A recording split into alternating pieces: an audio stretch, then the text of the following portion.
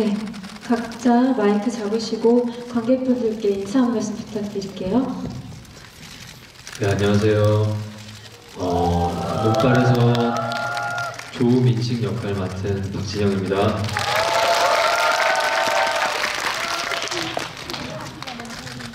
네, 안녕하세요. 저는 눈발에서 예주 역할을 맡은 주희입니다. 네, 안녕하세요. 눈발 연출한 조재민이라고 합니다. 감사합니다. 네, 이제 앉아서 얘기를 나눠볼까요? 오늘 정말 많은 관객분들 와주셨는데요. 눈발이 3월 1일 개봉을 했는데 벌써 10,000명 관객이 돌파를 했어요. 박수 한번 부탁드릴게요. 그리고 제가 들으니까 벌써 5번, 어떤 분은 10번까지도 반복 관람을 하셨다고 하더라고요. 저도 눈발이라는 영화를 기자시사회에서 처음 봤는데 저의 취향을 완전히 만족시키는 사실 영화였어요. 그래서 제가 궁금한 것도 많고 이따가 사인 포스터를 선착순 5분께 드릴 거예요. 좀 극장이 커서 걱정이 되긴 한데 질문 시간도 있을 테니까 많이 질문해 주시길 바랍니다. 일단 감독님은 데뷔작이시고 우리 지우 배우님도 첫 주연작이시고 진영 배우님은 영화로서는 스크린 데뷔작이신데요. 지금의 소감이 또 궁금하네요. 개봉 이후니까. 네,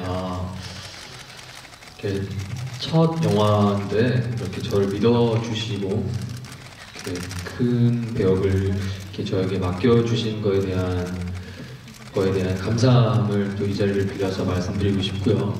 감독님께 너무 감사드리고 또 이렇게 영화를 찍으면서 저보다는 어리지만 저보다는 좀 더 많이 노련하게 연기하시고 저에게 많은 걸 느끼게 해준 지우 배우님께 또 다시 한 번 더 감사드리고 이렇게 큰 영화관에 또 이렇게 영화가 이렇게 나오니까 감회도 새롭고 그리고 와주신 모든 관객분들께 너무너무 감사드리고요. 또 기자님께서 말씀하셨던 그 10,000명이라는 숫자가 너무 값진 것 같아요. 모든 관객분들과 팬분들이 해주신 거라고 믿고요. 영화를 또 사랑해주신 모든 분들께 감사함을 표하고 싶습니다. 정말 감사합니다. 네, 영화 눈발은 처음이라는 점에 있어서 저희 셋에게 되게 뜻깊은 영화인 것 같습니다. 모두 20살의 첫 이 영화 눈발을 만나서 굉장히 선물 받은 느낌이었어요. 그리고 모든 것들이 처음이라서 설레기도 하고 두려운 마음도 있었지만 이 모든 것들을 경험할 수 있어서 참 뜻깊고 감사했던 시간이었습니다. 네, 오늘 와주셔서 너무 감사합니다. 네, 그 눈발이 사실 명필 영화학교라는 곳에서 첫 번째 작품으로 있다는 것도 의미가 남다르고요. 이 두 배우뿐만 아니라 영화 속에 되게 나쁘게 나오지만 그 배우분들이 너무 좋았거든요.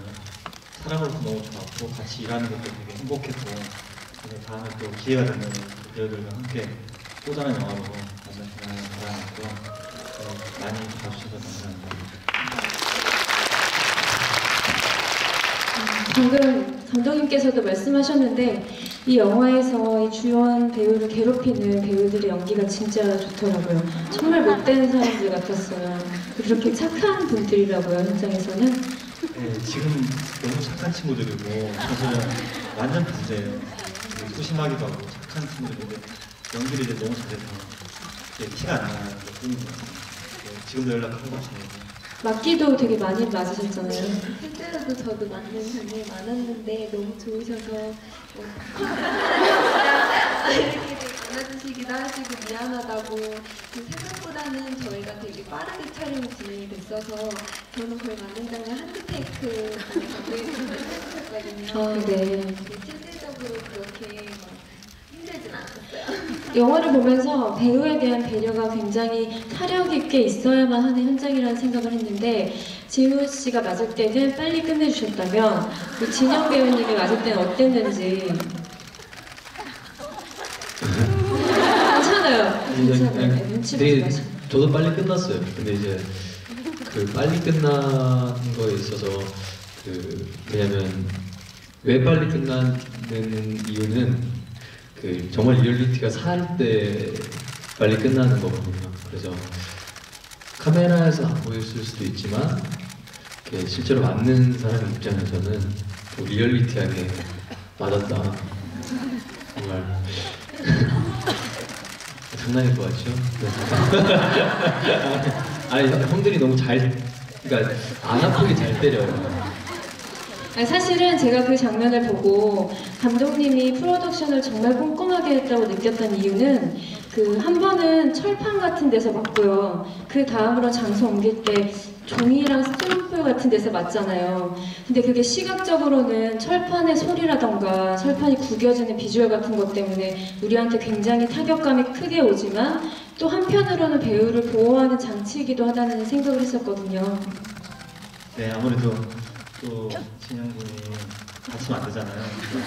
힘들도 많고 현장이 되게 추운 데다가 되게 바닥이 되게 얼어 있는 데도 있어서 같이 잘못하면 바로 부상으로 가기 때문에 가는 쿠션 역할을 보이기에는 사운드와 이제 시각적으로는 되게 아픈 것처럼 느껴지게 하려고 저희가 여러 장치를 깔아주었습니다.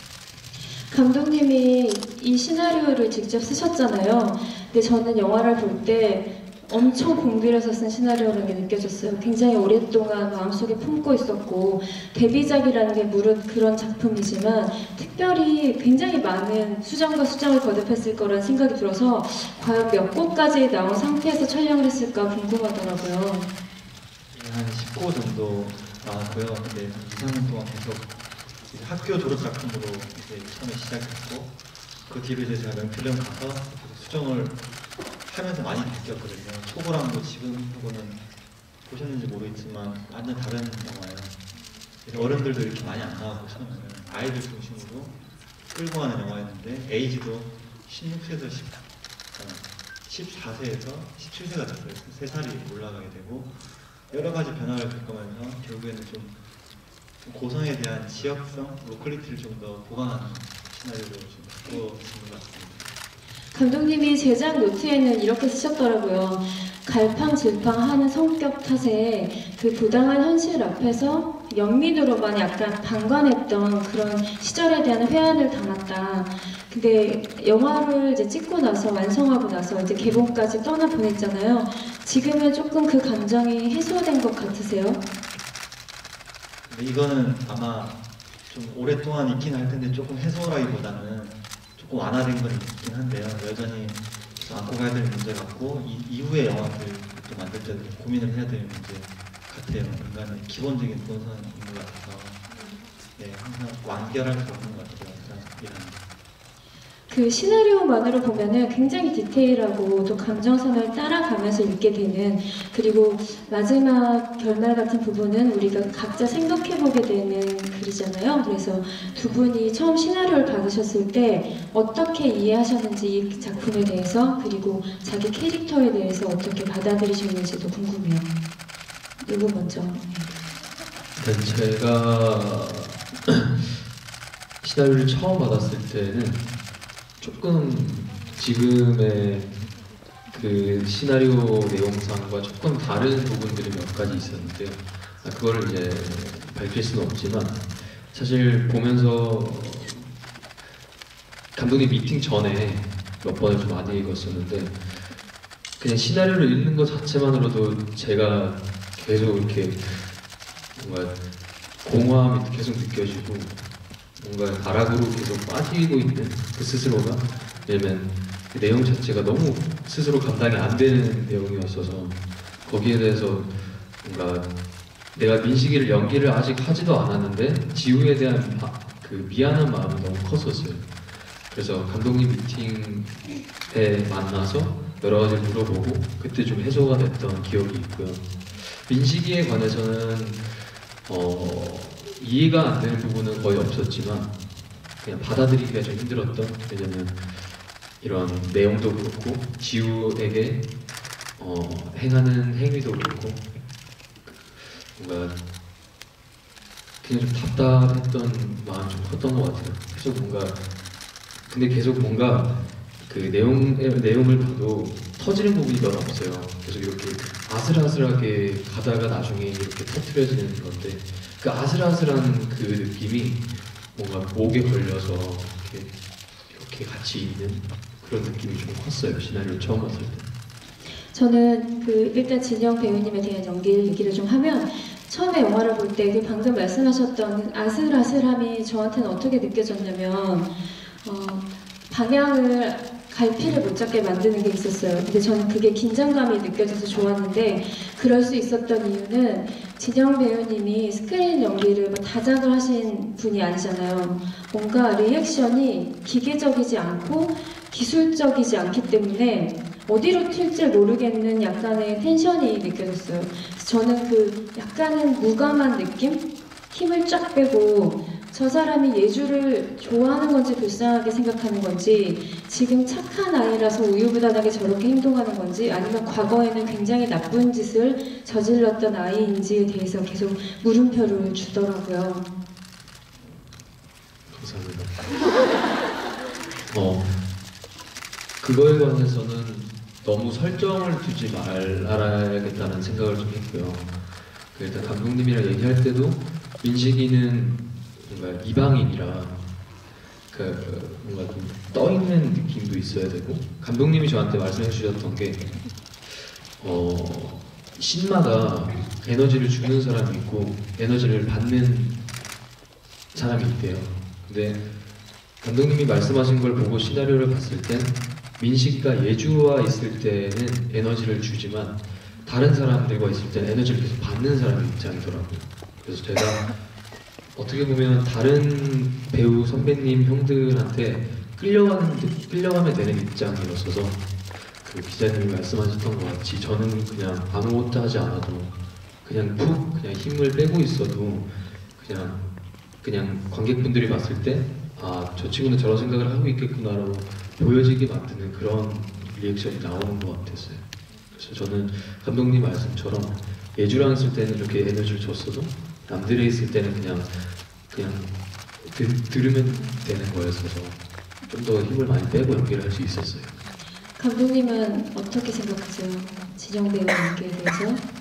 처음에 이제 저도 첫 영화 연기니까 힘을 많이 줄 수도 있겠다 하고 생각을 했는데 생각보다 힘을 안 주고 다행히 해줘가지고 사실은 걱정이 크게 했어요. 그래서 시간이 지날수록 근데 이제 본인이 굉장히 터뜨려야 되는 이제 어떤 상황에 좀 힘이 들어가더라고요. 그래서 저희가 과감해서 다시 가고 했던 기억이 나고요. 그 외에는 리액션을 좀 기술적으로 할 때는 힘을 빼고 해서 크게 무리 없이 잘 소화를 해줬어요. 네, 연기가 너무 좋아서 힘을 뺀다라는 표현이 굉장히 저도 와닿아서 JYP 스타일인가 라는 생각. 연기로 힘을 빼고.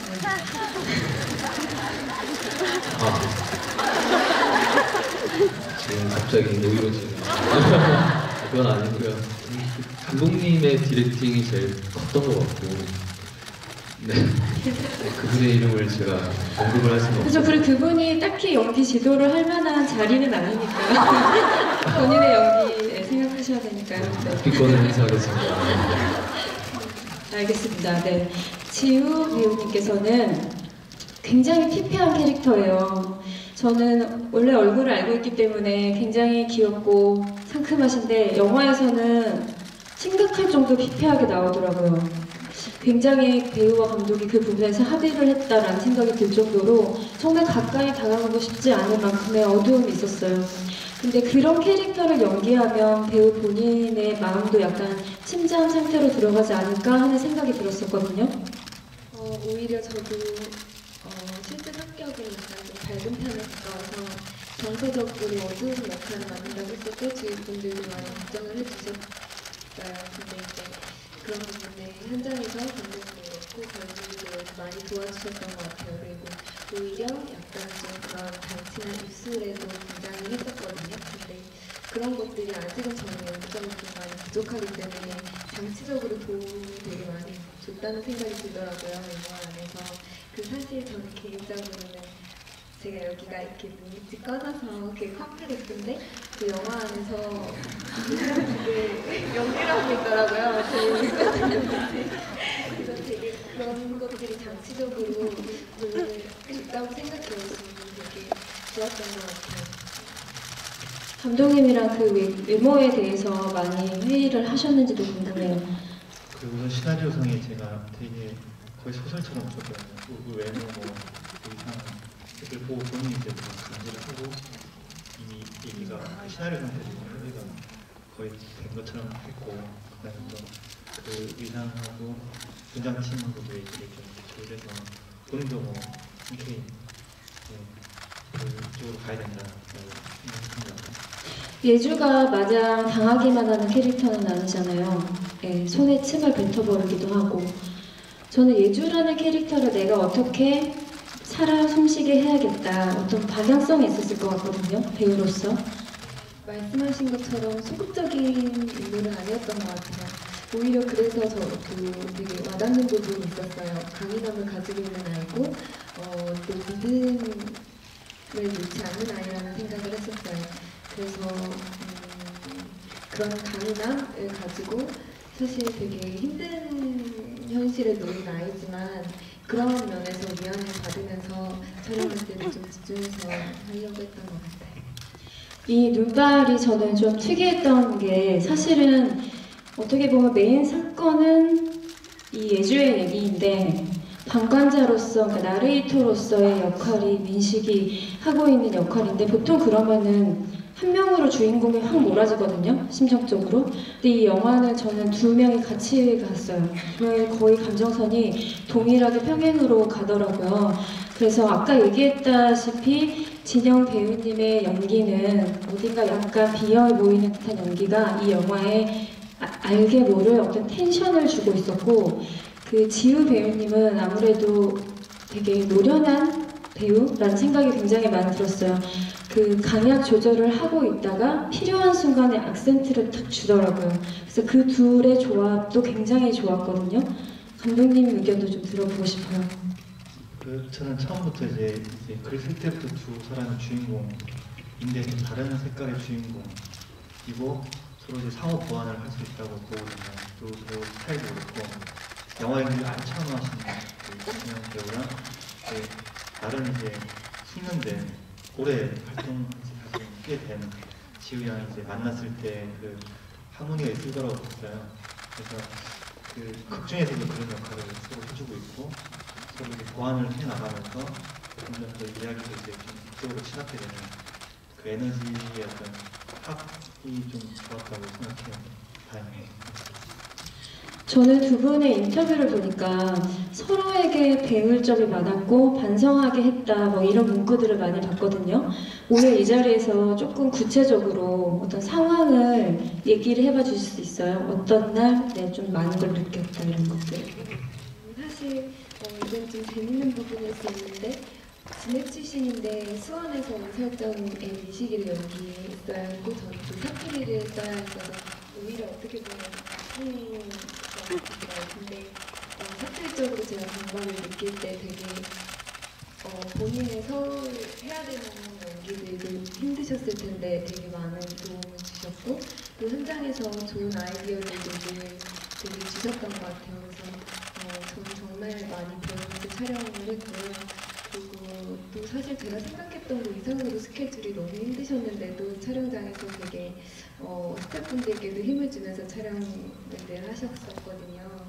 사실 작은 부상도 있었었는데 전혀 문제가 안 나고 바로 다음 촬영을 하시고 이런 부분을 보면서 되게 저를 반성하게 되고 저는 정말 많이 배웠던 것 같아요. 왜 지우 씨는 작은 부상이 있으면 어떻게 하는데요? 부상이 없었어요. 어떤 부상이 있었어요? 영화 찍다가 다치신 거예요? 영화 찍다가? 촬영을 하다가 이제 맞는 장면이 아무래도 많이 있다 보니까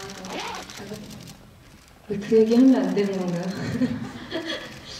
근데 네. 저는 갑자기 내세를 바로 안 하시고 촬영하다가 부상이 있으셨다 그래서 네네네. 근데 있었어요. 말하면 안 되는 아니 거예요? 말해도 되는데 그 부상이라는 게 좋은 건 아니니까 그냥 이제 어디 찔려서 잠깐 치료를 했던 상황이 있었는데 다쳤다는데 오가 나오네요. 네.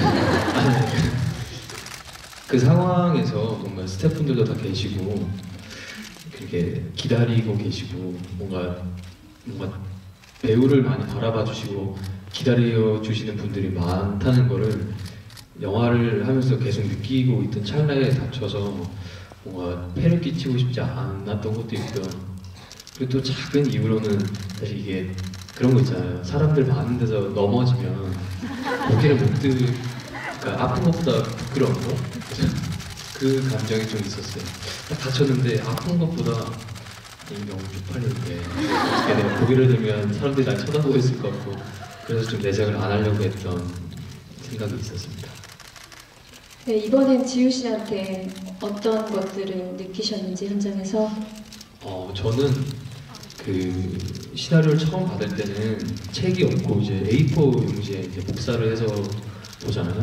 거기다가 그냥 저는 필기를 하고 제가 감독님이랑 얘기했던 걸 거기다 적고 실제 대본에는 그냥 뭐 많이 안 적었었어요. 그냥 오늘은 이 씬을 했고 이 정도였는데 그러니까 어떻게 하다가 이제 촬영 중반부에 지우 씨 대본을 잠깐 볼 기회가 생겨서 봤는데 무슨 학교 공부처럼 뭔가 다 적혀 있고 감정선 뭐 이 씬에서 생각하는 지우 씨의 뭐 생각 형광펜으로 다 줄거져 있고 그런 모습을 보면서 이게 그걸 끝까지 계속 고민하고 있다는 것들이 보이는 거예요.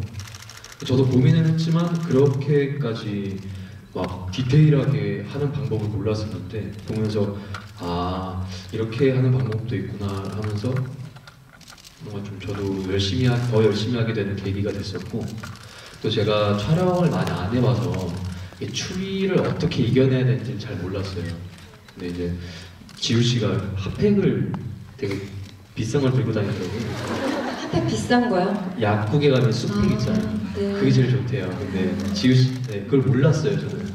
지우 씨가 계속 촬영 날마다 주면서 오빠 이거 쓰시라고 계속 주시는 걸 알겠다고 하면서 저는 좀 흔쾌히 받았죠.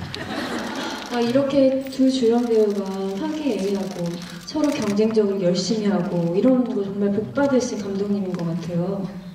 촬영하면서 이렇게 열심히 하는 배우들도 되게 분위기가 좋았어요. 그냥 저희가 스케줄이 빠듯한 분량이긴 했거든요. 이렇게 테이크를 많이 못 가고 펜은 빨리 떨어지고 대부분 A씬이면서 그럼에도 불구하고 압축권에도 제가 그 몫을 다 빨리빨리 해줘서 저희가 딜레이가 없이 무사히 촬영을 잘 끝내서 저도 항상 고마워하고 있습니다. 그래서 감독님한테 여쭙고 싶은 것은 아무리 시나리오를 열심히 쓰고 프리 프로덕션을 해도 현장에 가면 예측 불가한 순간들이 찾아오잖아요. 혹시 이 영화에서는 그런 적이 언제였나요? 정말 천재지변이 한 번 있었거든요. 이게 마지막 씬 눈이 이제 민식이가 누웠을 때 눈이 와야 되잖아요. 그때 저는 특수 효과를 위해서 눈이 안 와야 되는데 그날만 한방 눈이 온 거예요. 그날. 기적적인 거 아닙니까? 근데 절대 안 되는 날인데 실내 씬도 아니고 네. 멀쩡한 하늘을 가야 되는 씬인데 눈이 와서 저희가 눈이 없는 곳으로 정말 그 SF 영화 보듯이 저희 악한들 도망치는 하늘을 보면서 2시간을 다른 지구 도망을 촬영하고 계속 그 나치판을 보면서 그러니까 2시간, 2시간을 계속 도망을 쳐서 눈이 안 오는 곳으로 가서 너무 힘들게 찍었던 기억이 춥기도 하고 진행이 그 논두렁에 누워서 해도 빨리 들려버리고 그래서 그 엔딩 씬에 대한 아쉬움이 좀 많이 여유있게 찍은 것 같아요. 배우로서는 엔딩씬이 아쉬워요? 어때요? 전 장소에 대한 네. 그런 거고요. 그냥 제가 좀 더 뭔가 더 잘했어야 되는데 대한 자책을 하고 있고요. 네, 그냥 제가 좀 더 잘했으면 어떨까. 염소가 못했어요 그날. 맞아요. 염소가 말을 너무 안 듣는 그날까봐 그 공간도 바뀌어가지고 염소가 사라지면서 그렇게 사라지는 그걸 찍어야 되는데 공간이 없는 거예요. 그런 공간이 완전 바뀌어버린 거예요. 예측 못한 곳으로 가서. 그래서 배우는 최대한 노력을 했고 잘했고 이제 동물과 천재지변 그렇죠, 어렵죠. 정말 네. 영화에서 제일 힘든 위험한 요소 두 개가 걸려가지고 원래 동물들도 이제 보호해가면서 영화를 찍어야 되잖아요. 너무 과도하게 촬영을 시키면 안 되잖아요. 그래서 몇 마리를 준비를 하셨는지도 좀 궁금해요. 저희가 그 사육하는 할머니한테 2마리를 3개월짜리 된 2마리를 형제인가 봐요. 자매인가 뭐 한 명이 안 좋, 한 마리가 안 좋은 다른 친구로 이제 하게 되고 하다가 마지막 날은 둘 다 안 좋아서 네, 한 친구가 왔는데도 좀 힘들었던 네, 관객으로서는 식별이 되지는 않아요. 그 염소와의 비하인드가 있다고 하셨잖아요.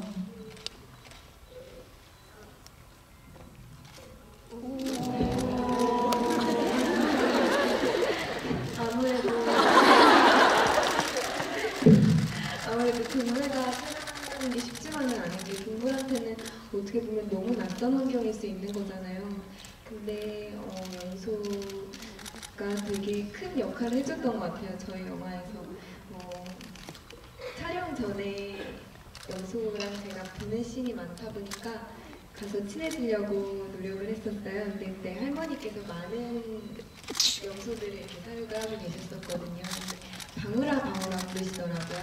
그래서 저희 염소의 이름, 저희 함께 하게 될 염소 이름이 방울인 줄 알았는데 모든 염소의 이름이 진짜 너무하신 거 아니에요, 할머니? 할머니 얘도 방울이에요? 그래서 그렇다고 하시더라고요.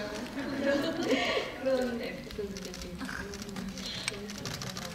저는 이 영화에 제가 막 제 마음대로 부제를 붙일 수 있다면 거의 염소와 소녀일 정도로 마지막에 예주가 염소를 데리고 교회로 가는 장면이 너무 인상적이었거든요. 그때 했던 행동 하나하나가 굉장히 많은 의미와 상징을 내포하고 있다고 생각했어요.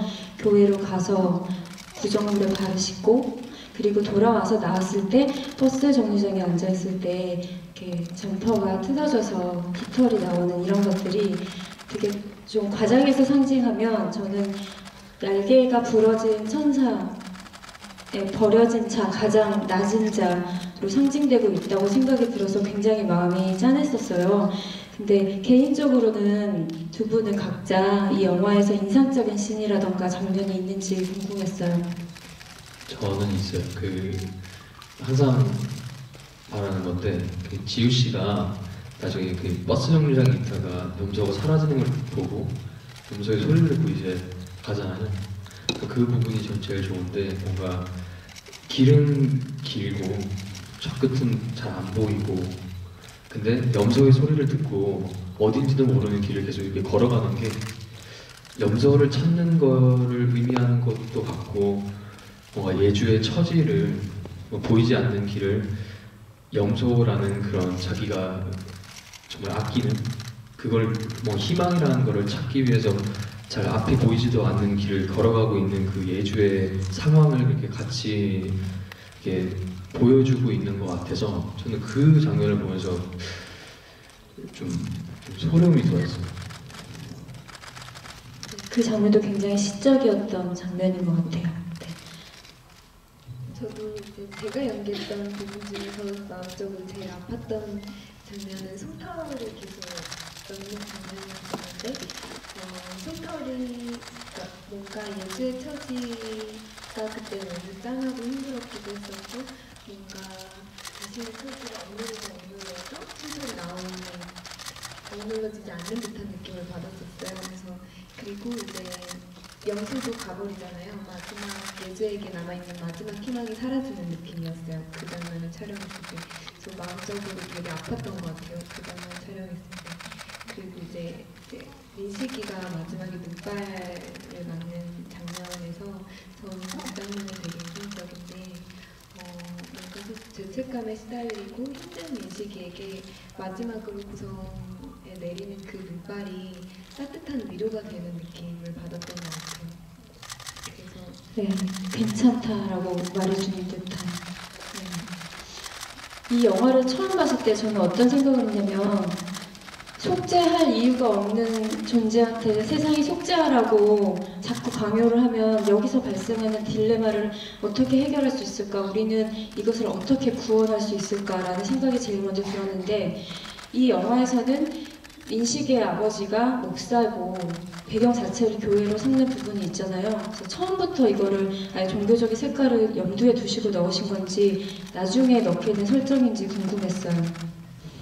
이게 애초에 처음부터 있었고요. 근데 민식 아빠를 어떤 식으로 설정을 할지에 대해서도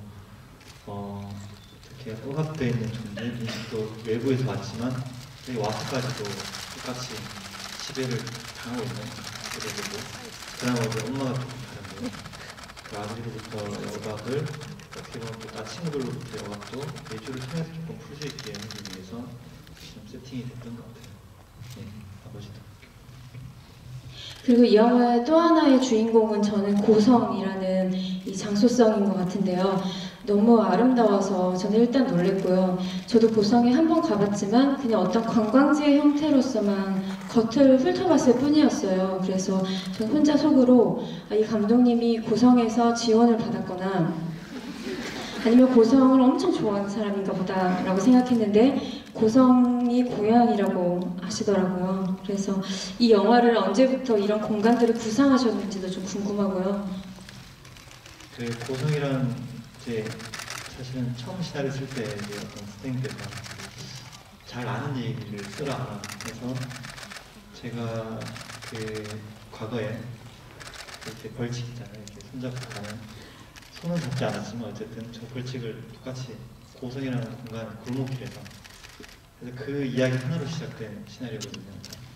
그 하나가 재밌다고 해서 시작을 했다 확장돼 결국은 고성에서 해야 된다는 어떤 이유가 발생을 하더라고요. 제 기억에 의존해서 만들었기 때문에.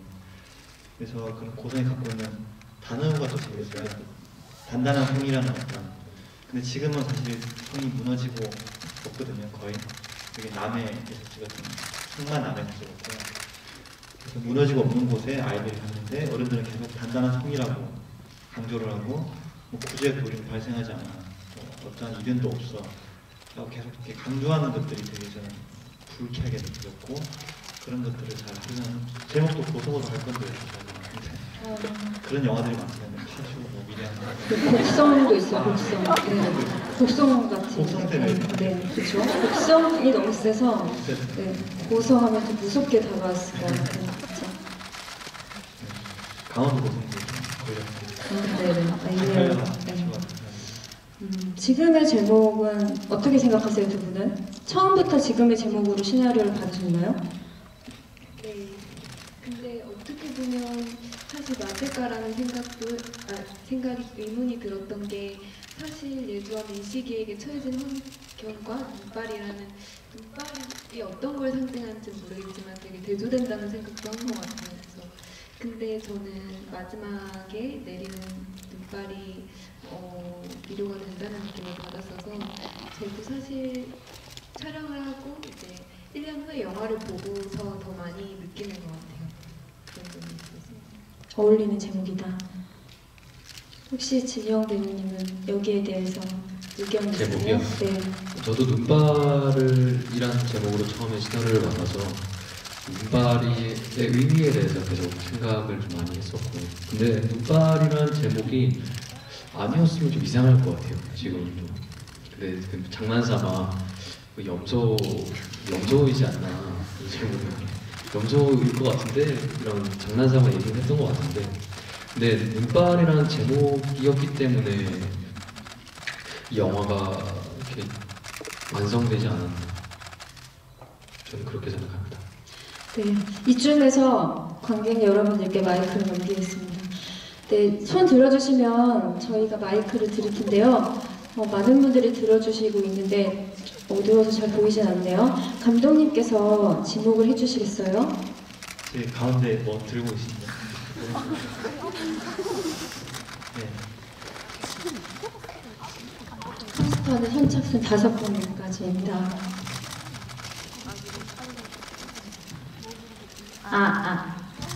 저는 질문이 좀 몇 개 있는데, 이 영화가 많이 편집이 되면서 이게 장면 하나하나 다 의미가 많이 있을 것 같은데, 그 처음에 민식이가 염소를 보고 그 공 차고 돌아오는 길에 그 염소 아저씨가 전화하는 걸 보잖아요. 그러고 이렇게 눈을 피해서 가는데 그 장면이 어떤 의미인지 좀 궁금했고요.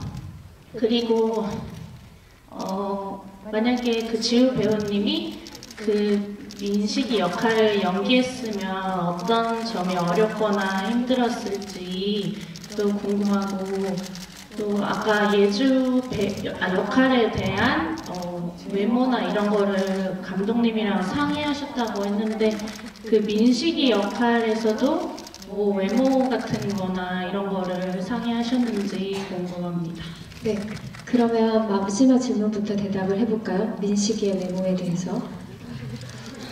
감독님 말씀처럼 이제 시나리오에 다 되어 있었기 때문에 막 얘기를 안 해도 다 이렇게 해주시는 스타일리스트 분들이나 헤어 메이크업 분들이 그냥 정말 시나리오대로 이렇게 해주셔서 얘기를 많이 하진 않았던 것 같아요. 감독님의 그 시나리오를 약간 소설처럼 쓰셨다고 하셨잖아요. 혹시 민식이에 대한 표현 중에 기억에 남는 문장 같은 거 있으세요? 그냥 문장보다는 그냥 시나리오 보면 민식이가 계속 참아요. 초반에 애들한테 그냥 그런 것들에 대한 디테일이라던가 이렇게 원래는 그 이렇게 교실에서 그 남고은과 아이들 3명이 저한테 이제 와서 돈을 주면서 이제 콜라 사오라고 하고, 그러다 제가 싫다고 돈을 던지면 그 손을 잡고 저렇게 제 손을 이렇게 꺾어요, 남고은이라는 친구가. 그런 거에 대한 아주 디테일한 것들이 다 적혀 있어서 그냥 처음에는 민식이가 너무 약하고 찌질이 같아서, 그래서 그런 거에 대한 디테일함이 다 살아 있어서 쉽게 접근할 수 있었던 것 같아요. 네. 두 번째 질문은 좀 흥미로운 질문이셨는데, 민식이를 연기했다면 어떤 점이 힘들었을 것 같아요? 촬영하면서도 되게 어려울 것 같다는 생각을 했어요. 왜냐면 저보다도 더 많은 인물과 에너지를 주고받아야 되고, 그런 점에 있어서도 네, 연기 톤도 그렇고 변화를 줘야 되는 인물이고, 그리고 사실 후반부에 가면 민식이의 감정선에 있어서 공감이 되지 않는 부분도 계실 것 같아요, 관객분들도. 근데 배우로서는 어쨌든 연기를 해내야 되는 입장이고, 공감되지 않는 부분을 연기하는 거는 힘들 수도 있다는 생각이 들었어요. 사실 너무나도 일반적인 인물이지만 우리는 어디서나 영웅을 원하잖아요. 그래서 그런 점들이 힘들겠다라는 생각을 많이 했던 것 같아요. 네, 그리고 염소를 발견하게 되고 오는 장면에서 전화씬을 넣으신 이유는? 그 금강원에서 네. 아저씨 만나요. 그 전에 아저씨를 처음 본 게 이제 초반에 부모님이 왔을 때 같이 갔을 때 한 번 하고, 두 번째 이제 둘이 마주하는 건데, 그 아저씨의 말투나 지금 현재 기분 상태, 그다음에 어떤 분위기 무드가 민식이가 볼 때는 조금 너무 불편한 거예요. 지금 그 처음에 갔을 때랑 다르게.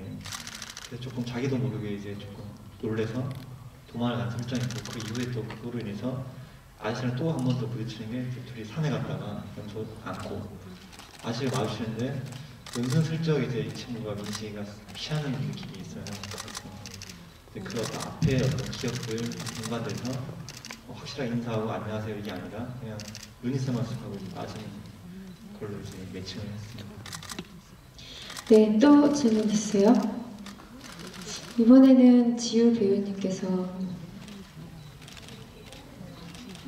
네, 누나 보고 계신 저도 좀 몇 개 있는데, 제일 궁금했던 건 그 민식이네 가족이 제일 처음 고성에 내려와서 길을 잃었을 때 만난 게 예주 아버지잖아요.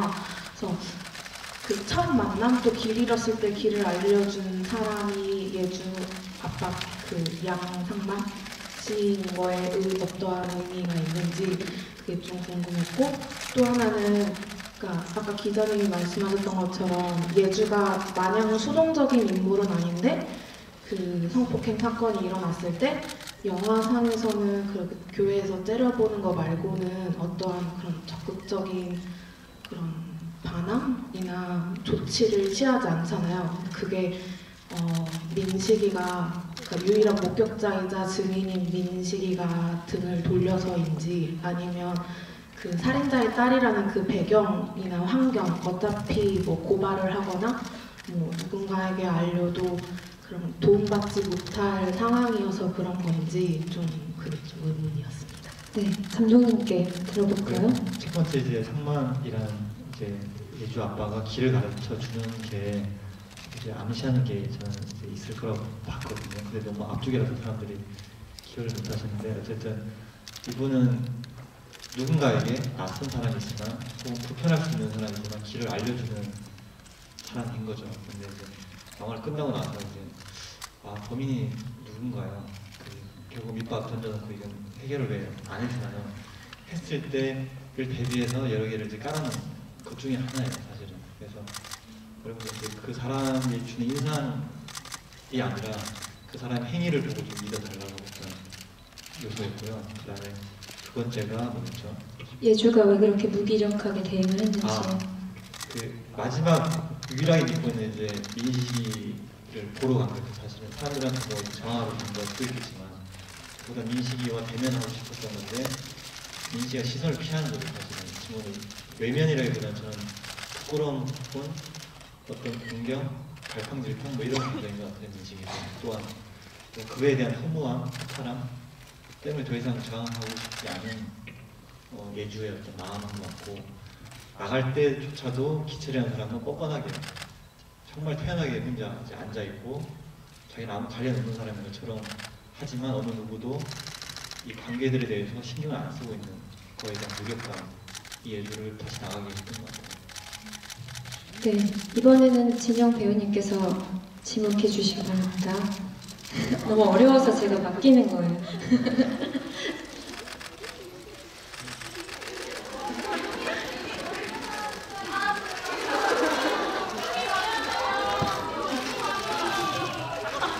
제가 너무 곤란한 걸 시켰나 봐요. 그렇죠?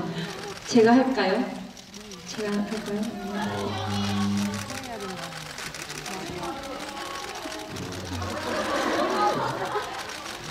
제발 누가 있어요?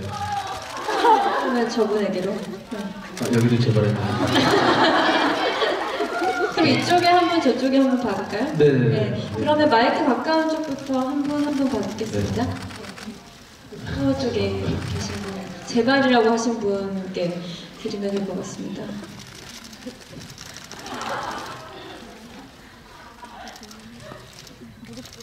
감사합니다. 감독님 안녕하세요. 영화 너무 잘 봤습니다. 제가 여쭤보고 싶은 것은요. 극에서 저는 민식과 예주가 둘 다 모두 욕망이 희미한 캐릭터라고 느꼈어요. 서사가 진행되면서 결국 민식은 악이라고 하기에는 완전히 악하지 못했고 제목 눈발과 같이 잠시 왔다 금방 녹아버리는 포스터 카피처럼 동정 없는 세상에 얄팍한 연민을 가진 캐릭터라고 생각을 했는데 그런 민식이 예주를 만나고 대하면서 예주를 만나기 이전에 자신을 버리고 예주에게 있어 일종의 구원자가 되고 싶어 했던 부분이 그의 욕망이 시작되는 지점이라고 생각을 했어요. 그리고 예주의 경우는 약간 구덩이에 빠진 채 구원을 기다리는 너무나 수동적이고 불행한 소녀라는 그녀의 캐릭터 자체가 예주의 욕망이 시작되는 지점이라고 생각을 했는데 그렇다면 극에서 주요 인물들의 욕망이 어떤 식으로든지 갈등의 양상으로 드러나는가 하는 부분에 있어서 저는 의문을 가졌어요. 보통 갈등은 욕망의 충돌이나 좌절 같은 부분에서 드러나고 서사의 전개와 함께 하는데 저는 굳이 꼽자면 후반부에 강간 장면을 내려다보다 도망치는 장면이 민식이가 약간 구원자를 변모하기 위한 노력이자 욕망이 좌절되는 부분이라고 생각을 했어요. 그런데 그것이 욕망의 발현과 좌절로 나타나는 갈등 그 자체라고 보기에는 조금 부족하지 않았나 하는 생각을 했거든요. 극 중에 나타나는 욕망이나 갈등과 관련된 감독님의 의견은 어떠신지 궁금합니다. 이건 논문 같은데요. 사실 저는 이제 많이 살아보진 않았지만 우리가 서사 그리고 흔히 알고 있는 익숙한 어떤 소설 서사처럼 살 수는 없다고 보거든요. 누구나 다 갈등과 욕망을 통해서 뭔가를 행하려고 하고 뭐 연민을 느끼고 뭐 경험을 하고 뭐 여러 가지를 다양하게 할 수는 있겠지만 현실에서는 이런 경우를 저는 많이 봤던 것 같아요. 저도 그런 경험들을 통해서 이 시나리오를 쓰게 됐는데 그 마지막 말씀하신 것 중에 그 예주의 사고를 목격하고도 돌아설 수밖에 없었던 이유, 그게 이제 그동안에 쌓아왔던 욕망 혹은 행동과 좀 반하는 행동인 거는 저도 인지를 하고 있지만 굳이 이렇게까지 했던 이유가 민식마저도 나약하게 만드는 이 고성이라는 곳, 그리고 그동안 민식이가 살아왔던 경험들을 토대로 친구도 이럴 수밖에 없는 나약한 어디서 온 건가를 한번 되묻고 싶었어요. 왜 이렇게밖에 못하나. 우리 대부분의 실에서 이렇게밖에 못하는 사람이 너무 많기 때문에 다시 질문해보고 싶었어요. 그게 불편하지, 저도 불편했거든요. 시나리오를 쓰면서도 이 결말만 5가지 시나리오를 썼어요. 이 결말 시퀀스만 막 구하는 것도 있고요. 온갖 히어로의 모습을 다 보여주고 뭐 이 아저씨를 응징하고 다 있었거든요. 근데 그게 과연 현실일까에 대한 저한테 질문에서는 아니다라는 답이 나왔어요. 이 정도 친구가 할 수 있는 행위가 아니라는 결론에 도달해서 그렇게 했던 것 같습니다. 답변이 됐는지 모르겠네요.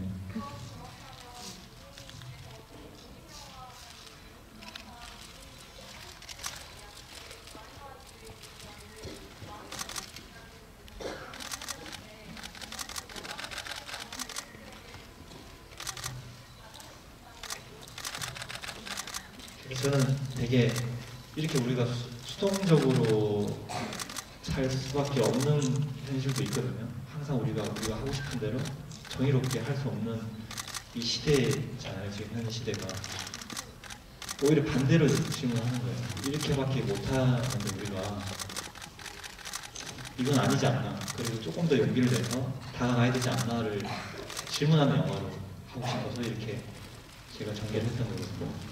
반대로 오히려 구해줘서 우리도 이렇게 구해야 된다. 이 어려운 오늘 이렇게 참혹한 시대를 우리가 이겨내야 된다 보다는 반대로 이렇게밖에 하지 못하기 때문에 우리는 이렇게 하면 안 된다를 저는 10주년 메시지로 저는 그렇게 얘기를 하고 싶었어요. 네, 아까 저쪽에 오셨어요.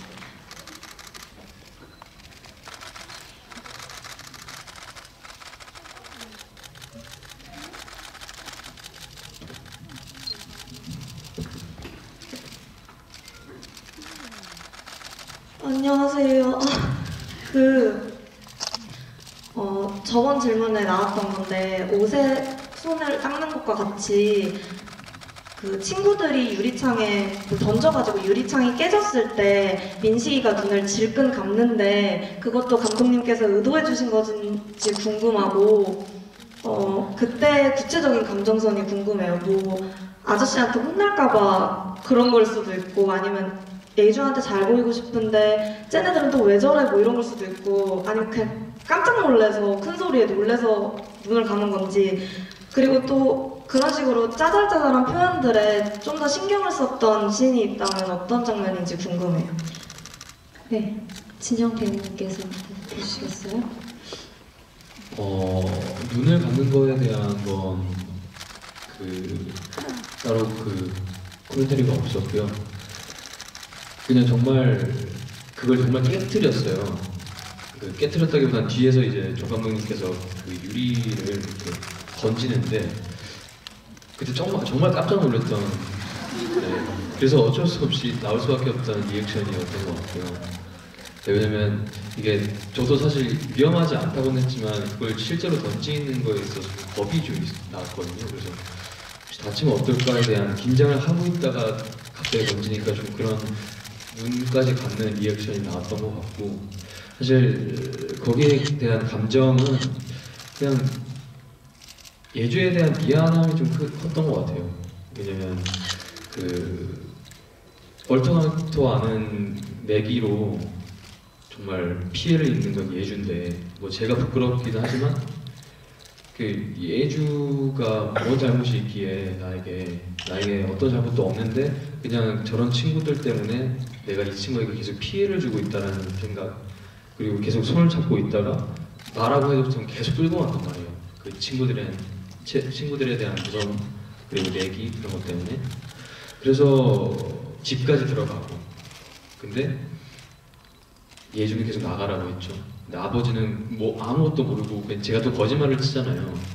아 제가 장난쳐서요 미안해 거짓말까지 치고 그것도 장난이라고 하기엔 너무 심했던 거라 그래서 좀 예주에 대한 미안함 때문에 그런 연기를 했지 않나라는 생각을 합니다. 네, 마지막으로 한 분만 더 질문 받을게요.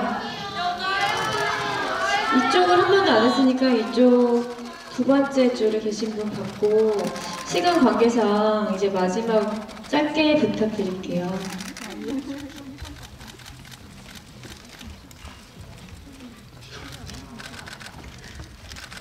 일단 영화 잘 봤고요. 이제 무대 인사도 마지막인 걸로 알고 있는데 아까 감독님이 답변을 주셨던 것처럼 관객들에게 답변을 스스로 내려보라고 말씀해 주셨는데 배우분들은 관객 입장에서 어떤 답변을 내리고 싶으신지 궁금합니다. 이 영화에 대해서요? 네네. 네, 굉장히 좋은 질문 하셨습니다. 네, 맞아요. 네. 저는 감독님이 말씀하셨잖아요. 사람이 이렇게 잠깐 연민을 느꼈다가 이렇게 사라졌다고. 근데 사실 계속 이렇게 저도 어리지만 살다 보면 그런 게 좀 많은 것 같아요. 일을 벌려놓고 끝까지 책임지지 못하고. 저도 그런 적이 너무 많았고 지금 시대들을 보면 그런 사람들이 너무 많은 것 같아요. 일을 크게 벌려놓고 책임지지 못하는 사람들, 어른들. 그런 거에 대한 내 자신에 대한 반성도 있고요. 후회도 있고 나는 그런 어른이 되지 말아야지에 대한 각오도 다질 수 있을 것 같고요. 이렇게 사람 사이에서 또 비슷한 것 같아요. 이렇게 잠깐 왔다가 사라질 거면 최대한 그런 얕은 관계들은 최대한 갖지 말아야지. 왜냐면 사람들 이렇게 저도 사회생활을 하다 보면 너무 쉽게 사람을 만나게 되고 또 쉽게 헤어지게 되고 제가 또 연습생 생활을 했을 때 제가 정말 친했다고 생각했던 모든 사람들이 쉽게 나가게 되고 거기에 대한 상처들이 너무 컸어요. 왜냐면 저는 어린 나이에 혼자 서울에 와서 기대고 싶었던 연습생 친구들 형들이 너무 쉽게 나가게 돼서 거기에 대한 사람에 대한 상처가 컸는데 이 영화를 통해서 또 한 번 더 느꼈던 것 같아요. 어떻게 보면 너무 칙칙하고 냉정하게 살아가려고 하는 거 아니냐에 대한 반론이 있을 수 있지만 제가 살면서 배웠던 거는 지금 눈발처럼 쉽게 사람에게 마음을 주는 게 좀 어렵고 거기에 대한 상처도 크기 때문에 좀 더 신중하게 사람에 대한 마음을 줘야 되는 것 같다라는 생각을 하게 되는 것 같아요. 인식이가 예주한테 영웅처럼 처음에는 구해줄게 하다가 나중에 이렇게 도망치는 것 같이 사람한테 그런 상처를 주고 싶지도 않고 저도 받고 싶지 않아서 쉽게 갈 마음이라면 처음부터 주지 않는 게 맞지 않을까. 네. 저도 비슷한 것 같아요. 사실 결말에 있어서 명쾌한 해답이 되지 않을 수도 있지만 나라면 어땠을까? 나라면 정말 따뜻한 손을 내밀 수 있을까?의 주제에 대해서 생각할 수 있기 때문에 오히려 더 그런 것들이 현실적으로 다가와서 불편함을 느끼실 수도 있으실 것 같은데 감독님께서 말씀을 하셨을 때는 어떤 환경에서 자기가 처벌을 받지 않는 경우가 많고 그런 현실이 좀 감독님께서는 표현하고 싶다고 말씀을 저희에게 해주셨거든요. 저도 진영 배우님이 말씀하셨던 것처럼 누군가에게 손을 내밀 때는 그 사람에게는 사실 그 손이 너무나 크고 너무나 큰 손일 수 있는 거잖아요. 그러니까 정말 많은 생각을 하고 내가 정말 힘이 되어줄 수 있게 해야 할 것 같아요. 제가 의욕이 없어가지고 말을 흐렸는데 되게 이 작품을 통해서 많은 걸 느끼고 많은 걸 생각을 하게 된 것 같아요. 저라면 어땠을까라는 점들에 대해서.